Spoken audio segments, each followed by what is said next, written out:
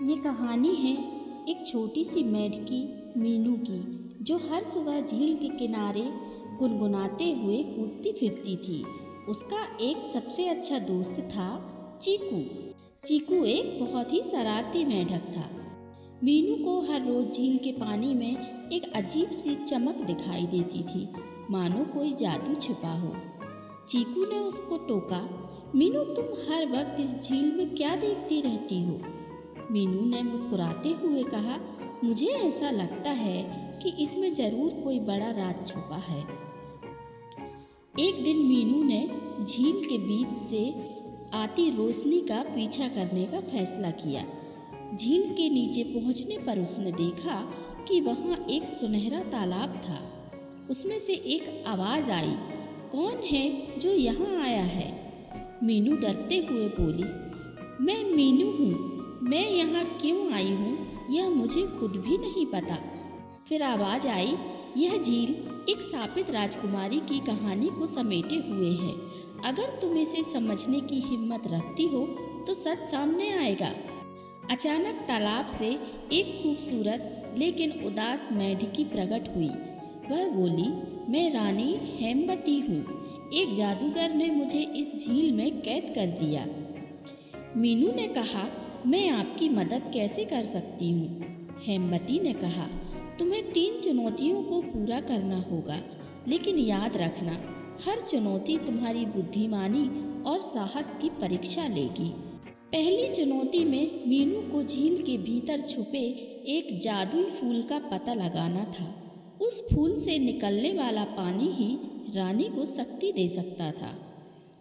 मीनू ने चीकू को मदद के लिए बुलाया और दोनों ने गहराई में जाकर खोज शुरू की।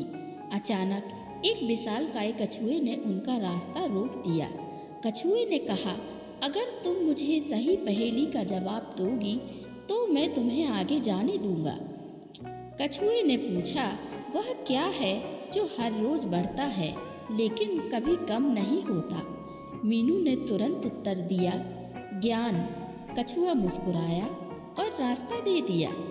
दूसरी चुनौती में मीनू को उस जादूगर का सामना करना था जिसने रानी को शापित किया था।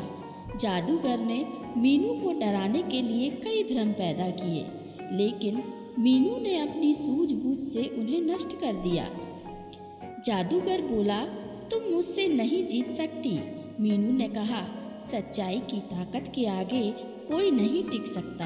आखिरकार जादूगर ने हार मान ली और मीनू को आखिरी चुनौती के लिए जाने दिया। आखिरी चुनौती सबसे कठिन थी। रानी को मुक्त करने के लिए मीनू को अपने सबसे अच्छे दोस्त चीकू की कुर्बानी देनी थी। चीकू ने कहा, मीनू तुम्हें यह करना होगा। अगर इससे रानी मुक्त हो सकती है तो मुझे खुशी होगी। मीनू ने आंसुओं के साथ हामी भरी, लेकिन जैसे ही उसने अंतिम कदम उठाया, जादुई तालाब ने चीकू को सुरक्षित वापस ला दिया। रानी हेमवती मुक्त हो गई और बोली, तुम्हारी निष्ठा और साहस ने मेरा शाप तोड़ दिया। रानी ने मीनू और चीकू को धन्यवाद दिया और उन्हें झील का संरक्षक बना दिया।